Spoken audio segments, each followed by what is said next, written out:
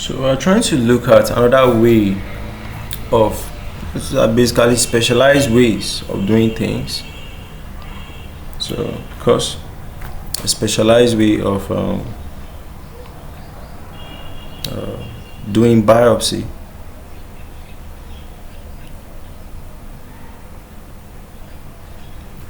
So this is a tetracycline-labeled bone biopsy.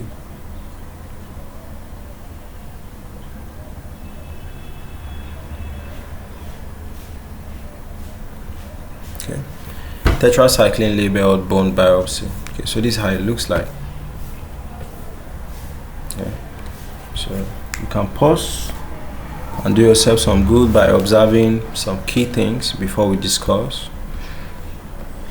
So tetracycline-labeled bone biopsy, you should know that it's a specialized diagnostic technique. It's used in what? Metabolic bone disease evaluation.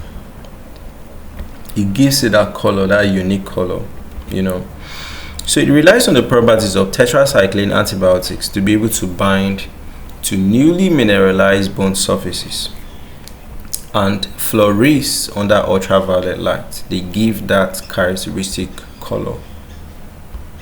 Okay, so by giving tetracycline before a bone biopsy, clinicians can directly access bone formation and mineralization rates. Okay, so how it works: first of all, the tetracycline is given orally in 2 separate courses, 2 to 3 days each, separated by a drug-free interval. So the drug usually goes around the body, but it will mostly go to places of active bone mineralization. So bone biopsy now. So a transiliac crest bone biopsy is performed, usually from the iliac bone. Okay, most at times. Okay, so the specimen is now undecalcified and examined under fluorescence microscope. So it's under the fluorescent microscope that you have these specialized colors coming up.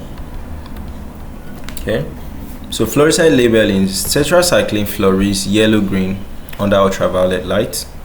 So 2 courses of tetracycline will produce double labels in bone, allowing measurement of the distances between them.